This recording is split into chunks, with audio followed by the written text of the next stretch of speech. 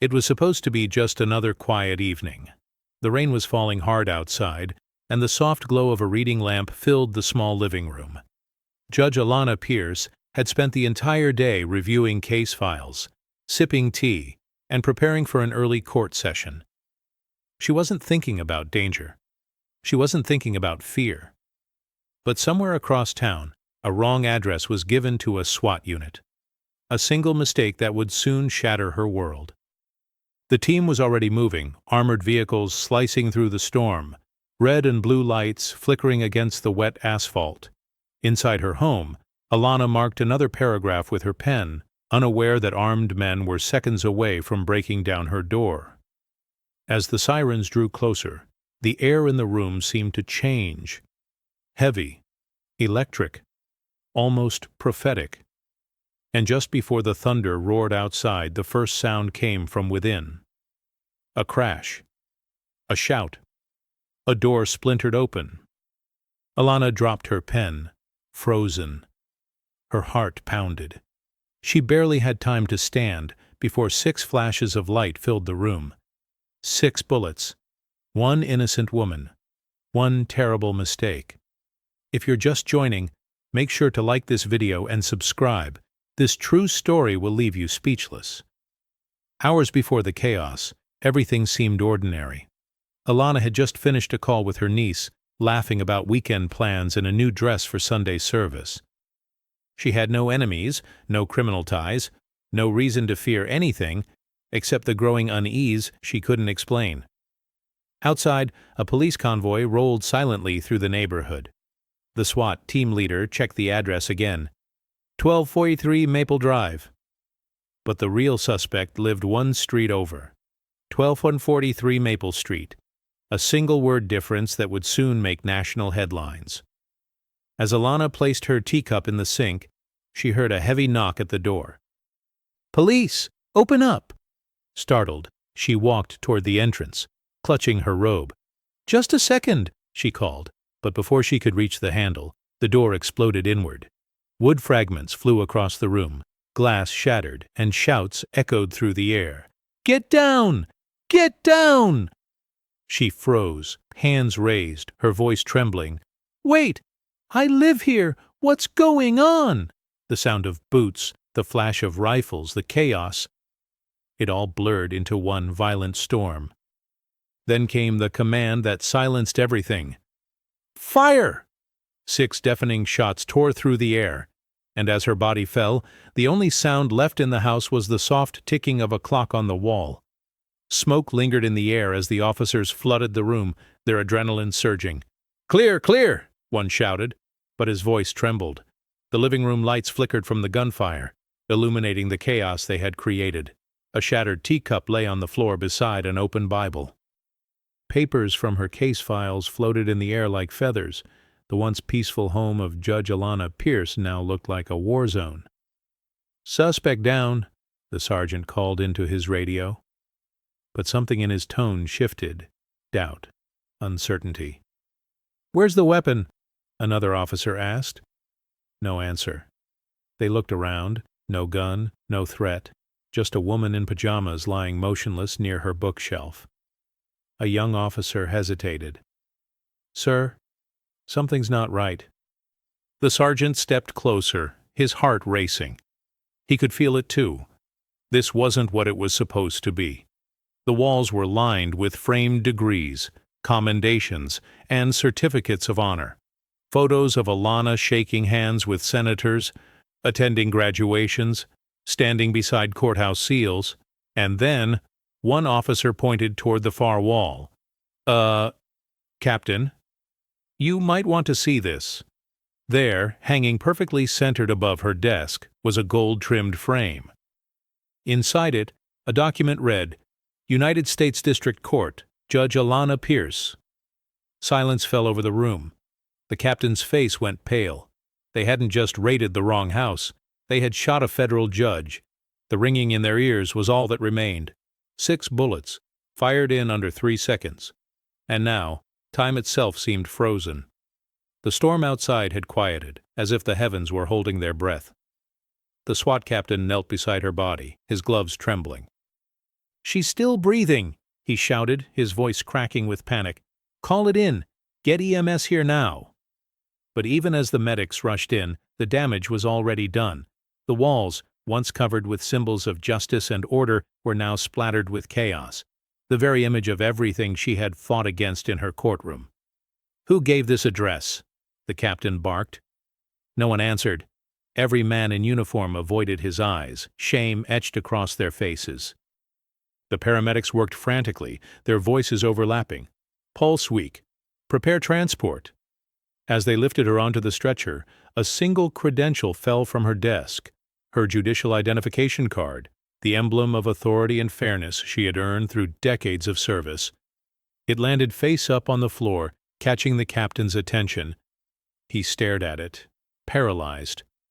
The truth hit him like a bullet of its own. He hadn't just wounded a citizen. He had shot a symbol of justice itself.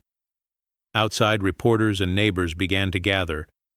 Cameras flashed, questions echoed through the rain. But inside that living room, there was only one sound left, the faint beep of a heart monitor as Judge Alana Pierce was carried into the night. As the ambulance sped through the rain-soaked streets, the rhythmic beeping of the monitor filled the silence. Every second felt borrowed. Alana's pulse flickered like a dying candle, her body fighting to stay alive. In her mind, fragments of memories collided. Her mother's proud smile on graduation day, her oath of office, the faces of families she'd helped find justice for. Each image blurred into the next, as if her life was being replayed before her eyes. Back at the scene, the SWAT officers stood in disbelief. Reporters were already circling, the words, "Federal judge shot in mistaken raid," flashing across breaking news tickers. The captain leaned against the hood of his car, drenched in rain, his hands covering his face. He could still see her. The calm, dignified woman who had been reading under the soft glow of her lamp just minutes before. How could it have gone so wrong? At the hospital, doctors and nurses moved like a storm around her. "She's critical but stable," one nurse whispered. The captain arrived moments later, escorted by Internal Affairs. His badge suddenly felt heavy, a symbol now tainted by guilt. He stopped outside her room, watching through the glass as machines kept her alive. The reality hit him all at once.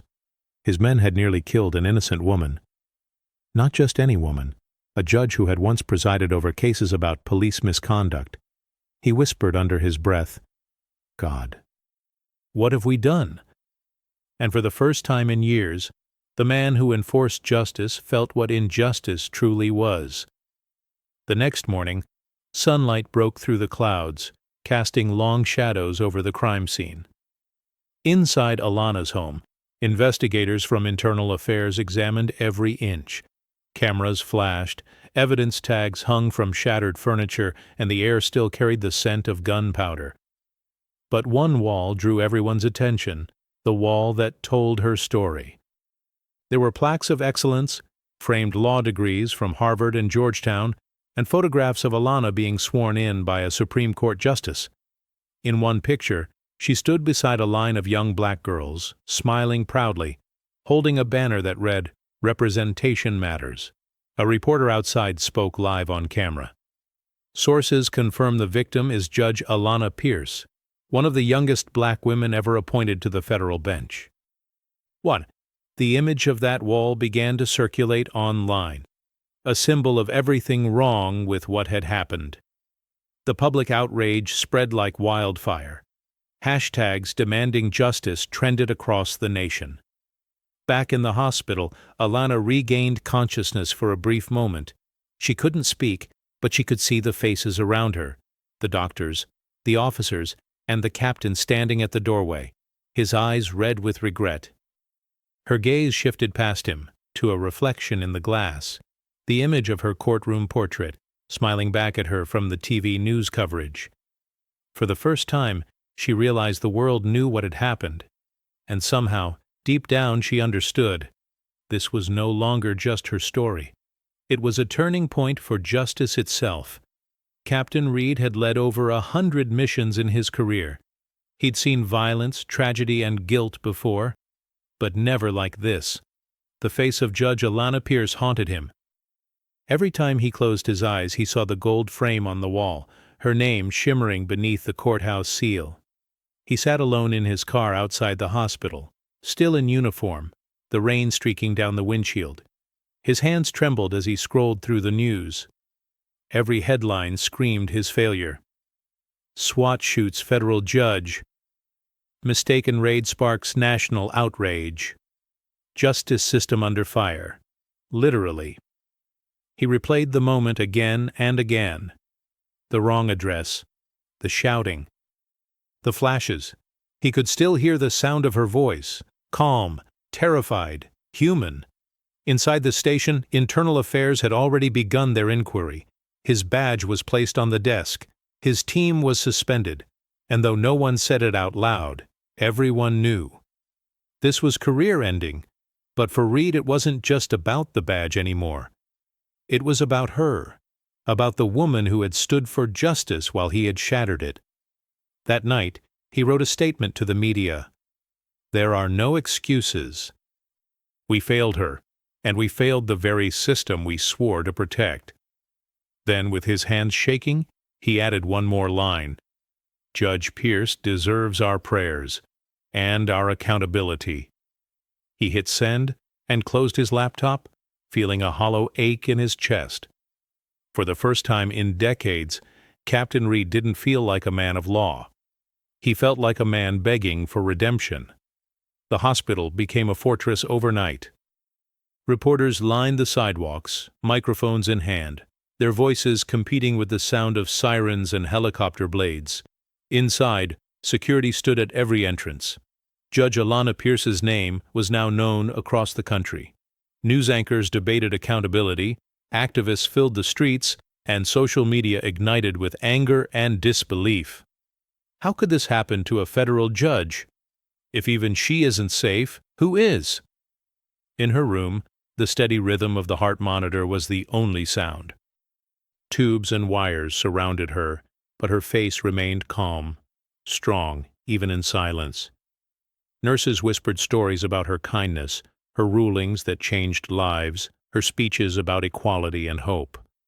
One nurse, an older woman named Carla, gently held her hand. "You're stronger than this," she whispered. "You always were." Meanwhile, the captain was summoned to a press conference. Cameras flashed as he stepped up to the podium, his uniform replaced by a dark suit. His voice cracked as he spoke. "We made a tragic mistake. A wrong address. A failure in verification. I take full responsibility." The room buzzed with questions, but Reed didn't wait to hear them. He stepped down, his head low, knowing words couldn't undo what had been done. Later that night, in homes across America, millions watched the news footage, the same image on every channel, a proud black woman in her judicial robes smiling from the bench, and the words beneath her picture reading, "Still fighting for justice." Even from her hospital bed, Alana Pierce was changing the nation, not with her gavel, but with her story. Before the headlines, before the chaos, Alana Pierce was simply a woman who believed in justice. Not as a concept, but as a calling.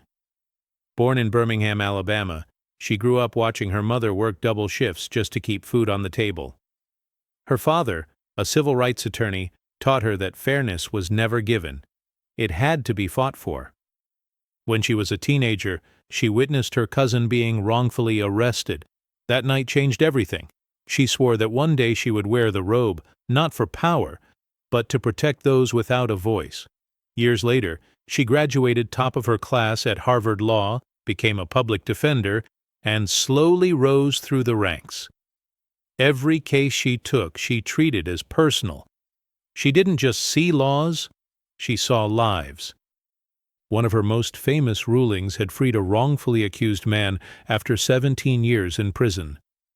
The same man had written her a letter that she kept framed in her office. It read, "You didn't just give me freedom. You gave me back my faith in justice." And now, lying in that hospital bed, between life and death, those words echoed like a prophecy. Doctors whispered that it was a miracle she was still alive, but Alana Pierce wasn't done yet. Somewhere deep inside, the same fire that drove her from Birmingham to the bench began to burn again. She would rise. And when she did, she wouldn't just fight for herself. She'd fight for everyone who'd ever been silenced by injustice. The hum of the hospital faded, replaced by memories, fragments of the road that led her here. In her mind, Alana stood once more in the crowded courtroom of her early days as a defense attorney. A young man in handcuffs looked at her with hopeless eyes. "They won't listen to me," he said.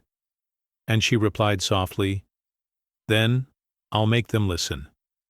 Years later, she remembered her first time standing before a panel of senators during her judicial confirmation hearing. "Do you believe the justice system is fair?" one of them asked. She had paused, looked each man in the eye, and answered, "Fairness isn't something we inherit. It's something we build, case by case, soul by soul." Applause filled her memory. The vision shifted. She was in her chambers, robe on, signing her first verdict as a federal judge. Her assistant had brought her coffee and said, "You did it, Judge Pierce. You made it." But she'd simply smiled and replied, "No, we made it. Every woman who came before me made it." Now, lying between life and death, those moments were more than memories. They were reminders of who she was. The strength, the purpose, the fight that had shaped her entire existence. She felt her heart monitor beep faster. Her eyes fluttered open. And as the world came back into focus, she whispered her first words since the shooting. "Call the Justice Department." The nurse leaned in, startled. "Judge Pierce, you need to rest." But Alana's voice was steady. "No, it's time to make things right." Within hours of her awakening, the Justice Department launched an internal review unlike any other. Every officer involved was questioned. Every radio transmission, every GPS record, every piece of body cam footage was dissected frame by frame. The truth was devastating. A simple clerical error, one wrong keystroke in a dispatch system, had set everything in motion. A street name entered incorrectly, a warrant approved too quickly, no cross-verification. And the result? 6 bullets in the home of a federal judge. Judge Pierce was briefed on the findings as she lay in her hospital bed. Her body was weak, but her eyes burned with purpose. "This," she said softly, "is exactly what I've been fighting against my whole life. Systems that move fast enough to destroy, but not careful enough to protect." Outside, reporters waited for her first statement. Inside, the captain sat across from an internal affairs officer, his voice breaking as he recounted every second of that night. "I knocked. I gave the order. I didn't confirm the address. I failed her." The investigator asked, "Do you believe this was racially motivated?" Reed hesitated. "Maybe not intentionally, but if she hadn't been black, would we have hesitated longer? Would we have checked twice?" Silence filled the room. Even he knew the answer. Meanwhile, Alana's recovery became a national story. But she refused to be portrayed as a victim. "This is not about me," she told her doctors. "It's about accountability." She requested transcripts of the investigation and began writing from her hospital bed, not a lawsuit, but something far more powerful. A message that would soon shake the nation. The country erupted. From Washington, D.C. to Los Angeles, protests filled the streets. Signs rose high with words like, "Justice for Judge Pierce," and "Wrong address, wrong system." Churches, universities, and legal associations released statements condemning the raid. Television networks couldn't stop playing the footage, the broken door, the flashing lights, the photo of Judge Pierce smiling in her courtroom robes. It wasn't just another news cycle. It had become a symbol of everything people feared was broken in the justice system. At the White House press briefing, a reporter asked the president directly, "Sir, what message does this send when even a federal judge isn't safe in her own home?" The president paused before replying, "It tells us the system needs to change. And that change begins now." Social media exploded with support. Hashtags like Cheery, Justice for Pierce, One Nation Under Law, and Cheery, fix the system trended for weeks. Celebrities, politicians, and even former judges spoke out. But what stunned everyone most was a single photograph that went viral, a nurse holding Alana's hand as she lay in her hospital bed, smiling faintly, wearing a wristband that read, "Still Standing." That image became a movement. Meanwhile, Captain Reed faced a divided public. Some called him a monster. Others saw him as a man destroyed by a mistake. But when asked for comment, he said only one thing: "She's the judge I wish I'd served under." In that moment, the story stopped being about blame and started being about truth, redemption, and what it truly means to uphold justice. Weeks later, when the world least expected it, a statement appeared on every major news outlet. It wasn't read by lawyers or spokespeople. It was written and signed by Judge Alana Pierce herself. Her words began softly, but carried the weight of a lifetime. "I do not write this as a victim, but as a servant of justice. The night I was shot was not just an accident. It was a revelation of how fragile trust has become between those who protect and those who are meant to be protected."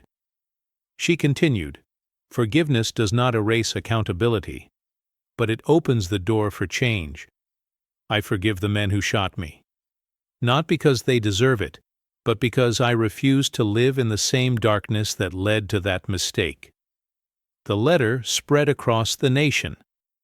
News anchors read it live on air, students quoted it in classrooms, and families shared it at dinner tables. She ended with words that silenced even her harshest critics.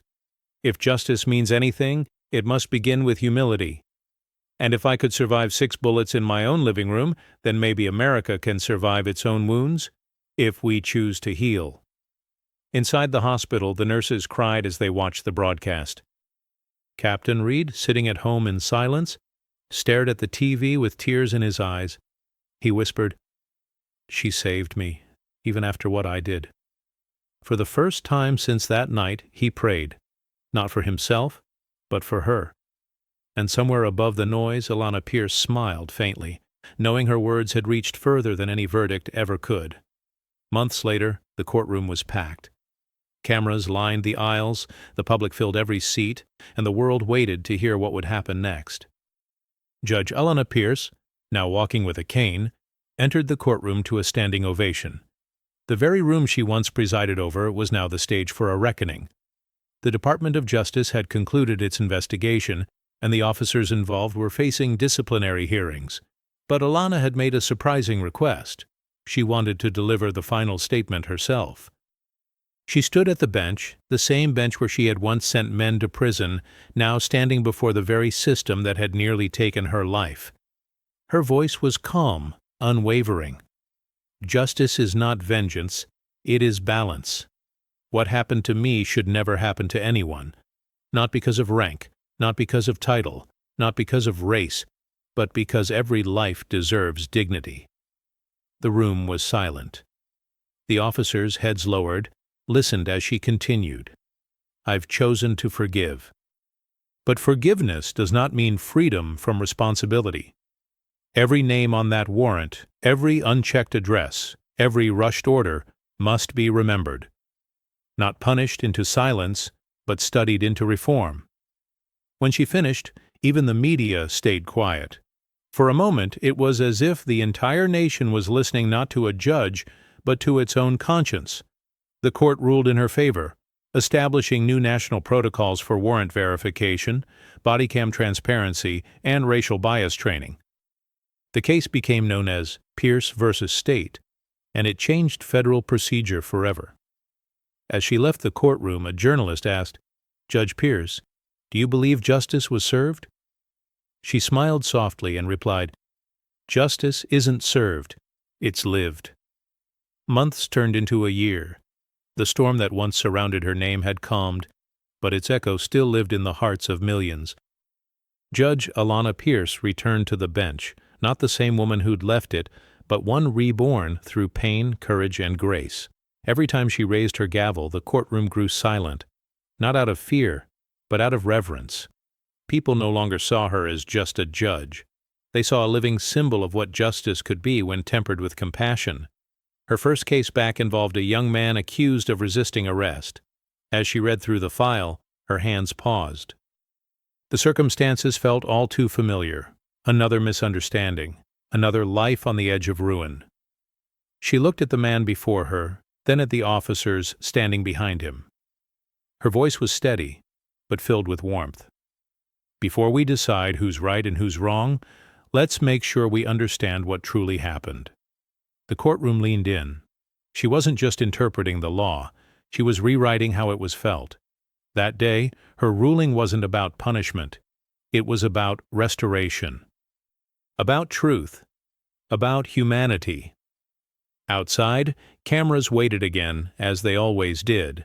But this time, when reporters asked her for a final statement, she simply said, "Justice without forgiveness is vengeance. Forgiveness without justice is denial. The real miracle happens when we find both and live by them."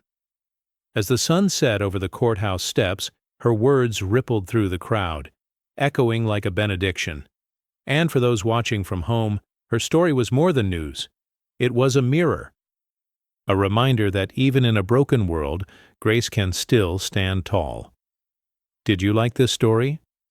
Don't forget to like, share, and subscribe, so more people can witness stories of hope, justice, and redemption like this one.